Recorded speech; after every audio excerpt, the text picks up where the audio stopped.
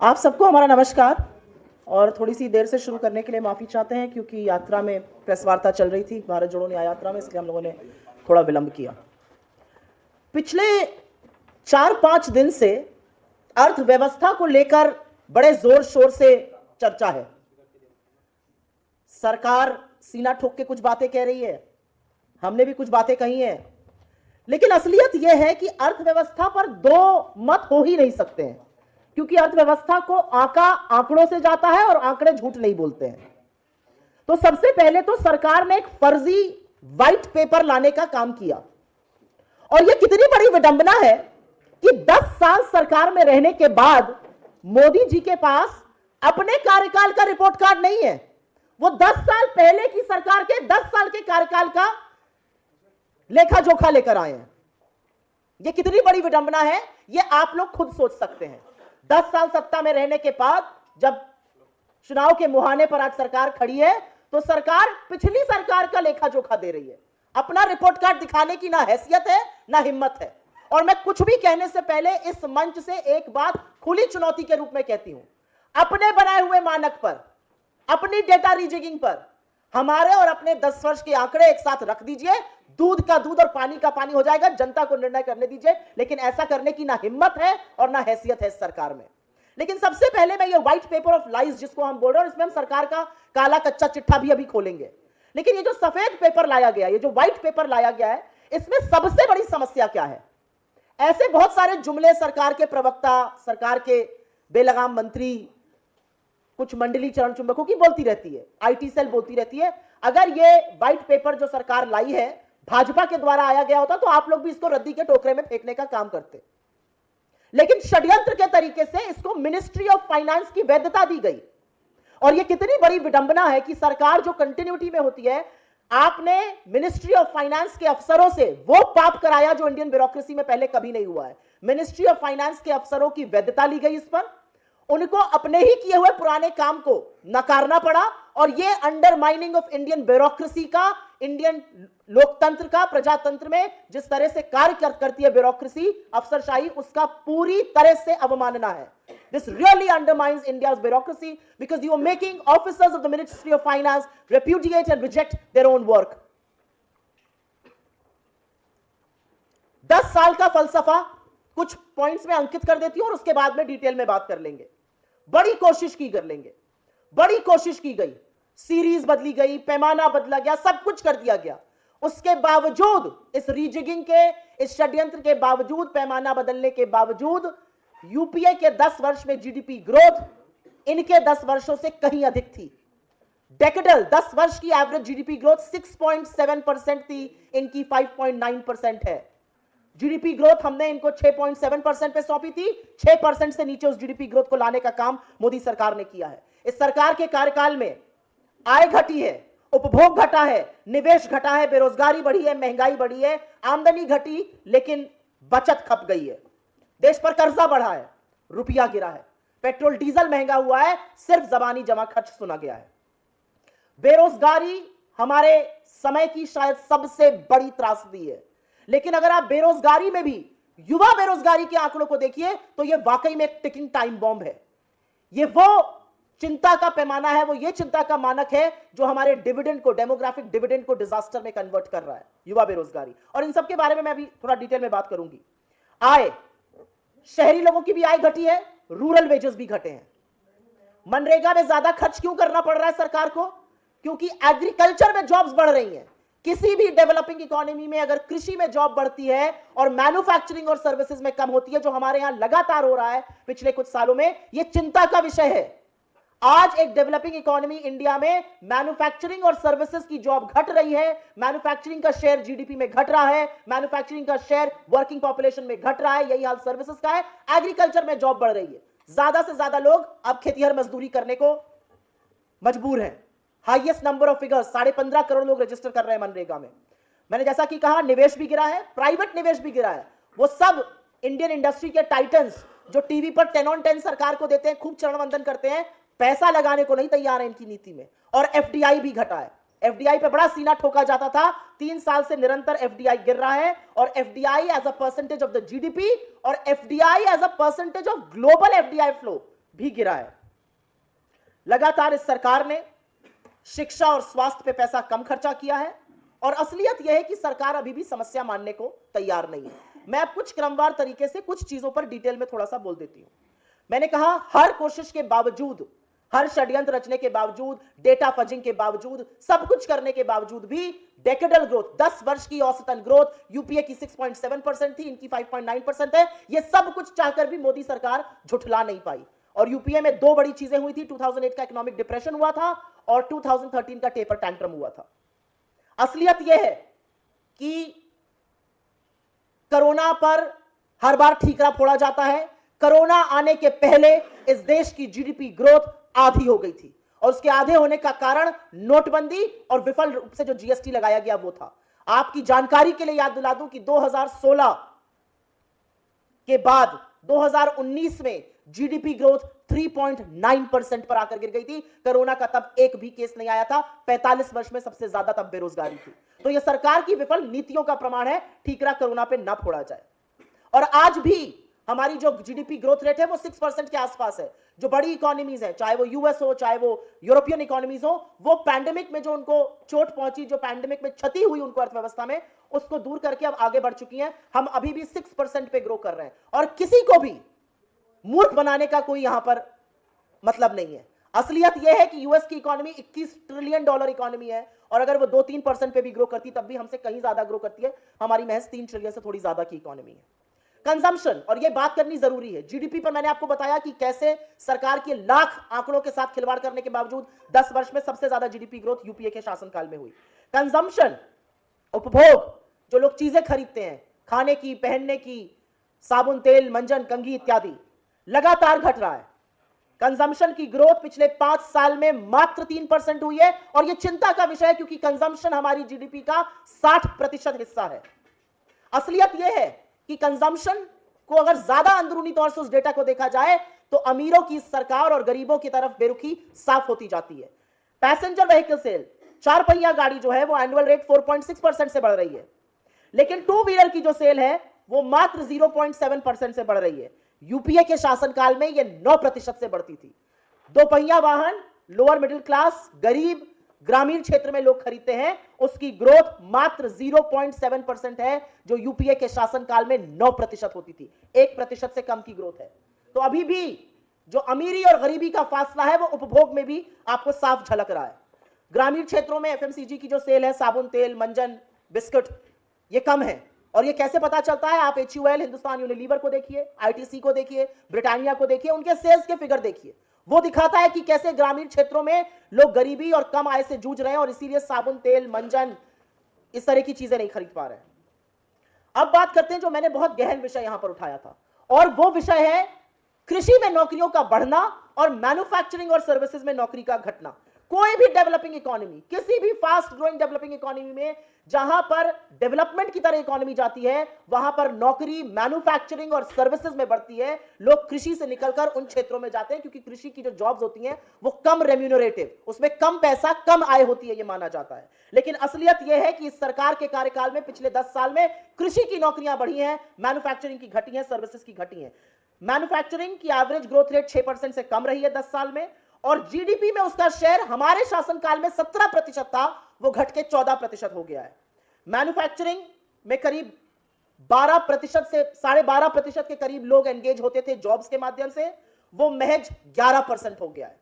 इसी तरह से सर्विसेज में भी जबरदस्त गिरावट आई है और इसका पूरा प्रमाण यह है कि सरकार को मनरेगा में इस बार के बजट में 26,000 करोड़ अतिरिक्त खर्चा करने पड़े क्योंकि लोग कृषि की मजदूरी करने को मजबूर है, उनके पास नौकरी नहीं है मैन्युफैक्चरिंग और सर्विसेज में। अब ऐसा क्यों हो रहा है? ऐसा इसलिए हो रहा है क्योंकि लोगों की आय नहीं बढ़ रही है। उपभोग क्यों कम है? क्योंकि आय नहीं बढ़ रही है। रूरल वर्कर के जो वेजेस हैं वो सिर्फ और सिर्फ 1% बढ़े हैं इस सरकार के शासनकाल में, मात्र 1% इंक्रीज इन रूरल वेजेस। पता नहीं किस मुंह से वित्त मंत्री खड़े होकर कहती हैं रूरल वेजेस दुगने हो गए हैं। उन्हीं का डेटा, और अभी मैं ये जुमले के साथ समझा भी दूंगी कि कैसे उन्हीं का डेटा प्रूव करता है कि रूरल वेजेस मात्र 1% बढ़े हैं। अनएम्प्लॉयमेंट पे बात करना थोड़ा जरूरी है। जैसा कि मैंने कहा, एक भी कोरोना केस आने से पहले 45 साल में सबसे ऊंचे शिखर पर बेरोजगारी थी और सबसे भयावह स्थिति, यह हमारा आंकड़ा नहीं है, यह वर्ल्ड बैंक का डेटा है, सबसे भयावह स्थिति जो यूथ अनएम्प्लॉयमेंट है उसको लेकर है। सीएमआई का आंकड़ा दीजिए तो ये कहते हैं झूठा है ये आंकड़ा। चलिए सीएमआई का आंकड़ा नहीं देते हैं। वर्ल्ड बैंक का आंकड़ा क्या कहता है? वर्ल्ड बैंक का आंकड़ा ये कहता है कि 2004 से 14 के बीच में यूथ अनएम्प्लॉयमेंट 17.8% पर था और आज इस सरकार के 10 साल के शासनकाल में करीब 25% पर है। ये मेरा आंकड़ा नहीं है, ये सीएमआई का डेटा नहीं है, क्योंकि सीएमआई का डेटा और भी भयावह है, वो 44% युवा बेरोजगारी बता रहा है। वर्ल्ड बैंक का आंकड़ा बताता है कि पिछले 10 साल में औसतन यूथ अनएम्प्लॉयमेंट 25% रहा है, जो कि कभी 17% होता था। Investment is an act of faith, बहुत बार कहा गया है। मैं विनीत जी को कहती रहूं हमारी बहुत अच्छी पॉलिसी है, बहुत अच्छी पॉलिसी है, मेरी खूब तारीफ करते रहें, लेकिन अपना पैसा ना डालें मेरी पॉलिसी में, अपना पैसा ना लगाइए। यही काम इंडियन इंडस्ट्री कर रही है। जो ग्रॉस फिक्स्ड कैपिटल फॉर्मेशन होता है वो टोटली स्टैग्नेंट है। इंडियन इंडस्ट्री यहां पर पैसा निवेश करने को तैयार नहीं है। हजारों हाई नेटवर्थ इंडिविजुअल्स इस देश की नागरिकता त्याग चुके हैं।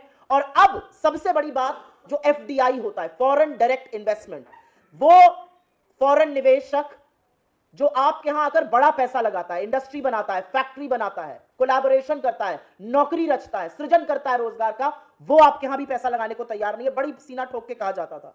आज की तारीख में एब्सोल्यूट और net FDI as a percentage of the GDP 16 साल में सबसे कम है, 16 साल में सबसे निम्न स्तरीय पर है। और जो सरकार के लोग आपको पलट के कहेंगे विश्व में भी एफडीआई कम है, विश्व में एफडीआई बिल्कुल कम होना शुरू हुआ है, लेकिन इंडिया का शेयर उसमें लगातार निरंतर गिरता जा रहा है, जो कि बढ़ना चाहिए था, क्योंकि एफडीआई चाइना में जाना कम हुआ है।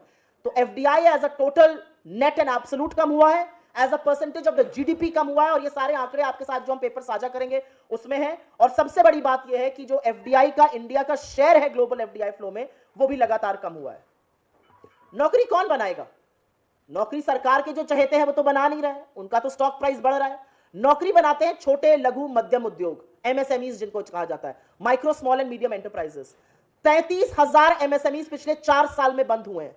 और जो नए रजिस्ट्रेशन हुए हैं उसमें अधिकांश नए रजिस्ट्रेशन 99% माइक्रो एंटरप्राइजेस के हुए हैं, स्मॉल और मीडियम के रजिस्ट्रेशन भी कम है।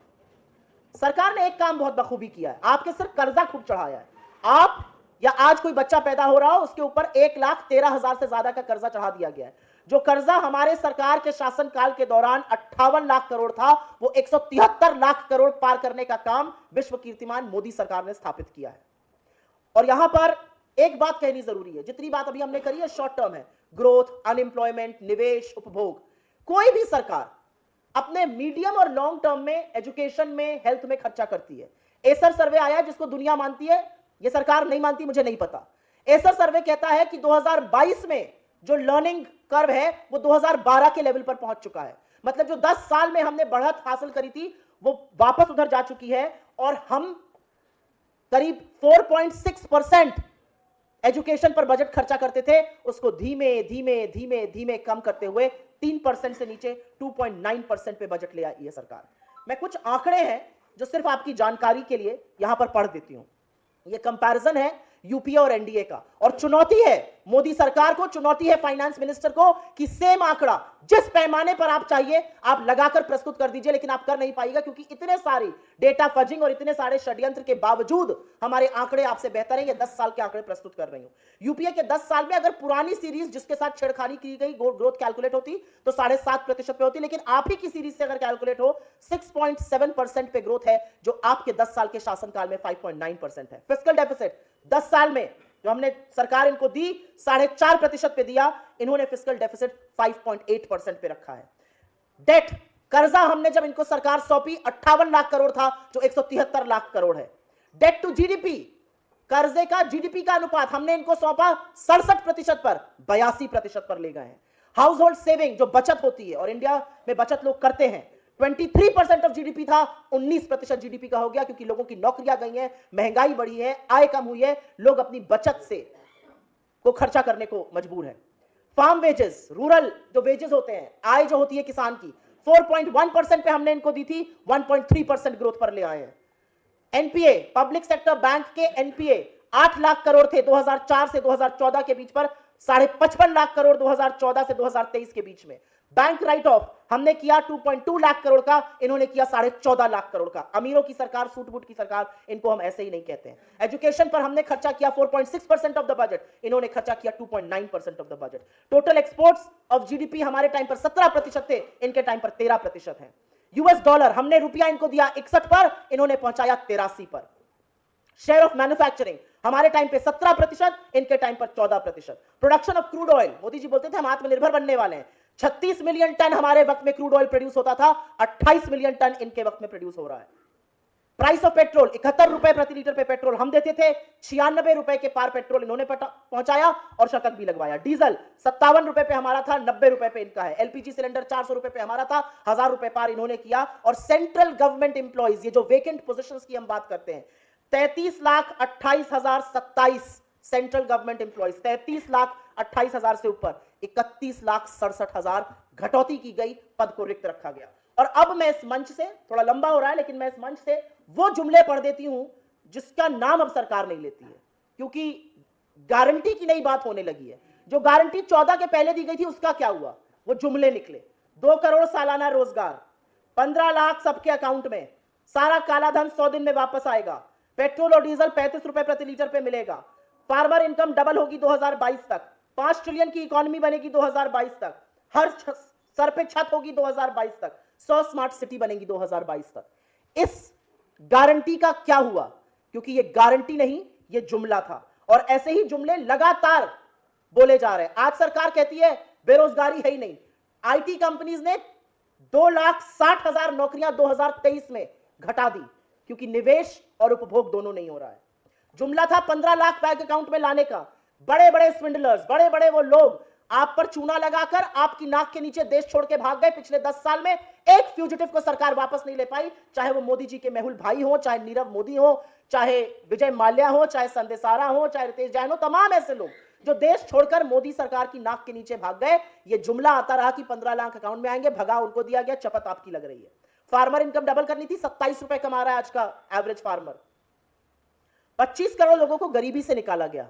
दोनों सदनों में मैंने सुना बड़ी निर्लज्जता से प्रधानमंत्री और वित्त मंत्री इसकी बात कर रहे हैं। किसने इसकी पुष्टि की है? नीति आयोग ने, मानक बदलकर। क्या यूएनडीपी ने इसकी पुष्टि की है? क्या वर्ल्ड बैंक ने इसकी पुष्टि की है? क्या आईएमएफ ने इसकी पुष्टि की? और अगर यह सच है तो उपभोग क्यों कम है? अगर 25 करोड़ लोगों को गरीबी की सीमा रेखा से निकाला गया तो 80 करोड़ को फ्री का राशन क्यों देना पड़ रहा है? अगर 25 करोड़ को निकाला गया तो माल न्यूट्रिशन क्यों है? हम 111वां स्थान पर क्यों है भुखमरी के इंडेक्स में? ये बातें सरकार नहीं बताएगी। सरकार कहेगी हमने 11 करोड़ 80 लाख फार्मर्स को पीएम किसान सम्मान दिया। असलियत यह है कि उनकी संख्या घटकर 8 करोड़ हो गई। और एक असलियत यह भी है कि किसान से आपने जीएसटी लगाया उसकी खाद पर, उसकी दवाई पर, उसके कृषि के उपक्रम पर, डीजल उसको महंगा दिया। 28 लाख करोड़ की वसूली आपने सिर्फ किसान से करी। और अंत में मैं सिर्फ इतना कहना चाहती हूं, बड़ी बड़ी बातें, आईआईटीज बनाए, एम्स बनाए, ट्रिपल आईटीज बनाए। वेकेंट पोजीशन आईआईटीज में 9,600 के ऊपर है, ट्रिपल आईटीज में 1,000 के ऊपर है, सेंट्रल यूनिवर्सिटीज में 22,000 के ऊपर है। पीएम मुद्रा से बहुत पैसा दिया गया।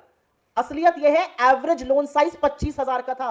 25,000 आप में से जिसको चाहिए उसको देते हैं। एक धंधा शुरू कर एक बिजनेस शुरू करके दिखाइए, कोई नहीं कर सकता है।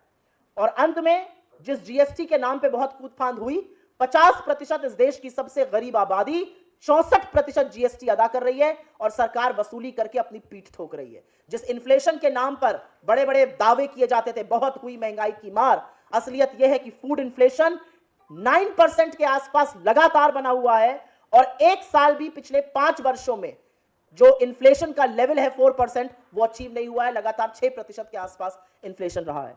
मुझे ऐसा लगता है कि काफी डिटेल में मैंने इस पर बात करी है, क्योंकि एक अच्छा चिट्ठा सरकार का खोलना जरूरी था। खोलना इसलिए जरूरी था क्योंकि सरकार अगर अपने ही दिए हुए मानकों से, अपने ही दिए हुए आंकड़ों से कंपैरिजन करे तो वो पाएगी कि हर मोर्चे पर अर्थव्यवस्था के सरकार पूरी तरह से विफल है। चाहे वो निवेश हो, उपभोग हो, ग्रोथ हो, बेरोजगारी हो, महंगाई हो, कर्ज हो, रुपया हो, पेट्रोल डीजल की कीमतें हो, ऐसा कोई भी मानक नहीं है जिसमें इस सरकार ने, मोदी सरकार ने यूपीए से बेटर परफॉर्म किया हो। तो झूठ बोलना एक कला है, लेकिन आंकड़ों के साथ खिलवाड़ नहीं किया जा सकता है। और ये सरकारी आंकड़े, मैंने एक भी आंकड़ा अपना नहीं कोट किया है, एक भी प्राइवेट आंकड़ा नहीं कोट किया है। ये सारे सरकारी आंकड़े हैं, ये बजट के आंकड़े हैं, ये इंटरनेशनल एजेंसीज के आंकड़े हैं। और अगर सरकार के अंदर हिम्मत है तो जिस चार्ट का मैंने यहां पर प्रोडक्शन किया, जो हम आपके साथ साझा करेंगे, ऐसी एक चार्ट सरकार जरूर बनाए और लोगों के सामने लाए। इस देश को निर्धारित करने दीजिए कि हो क्या रहा है।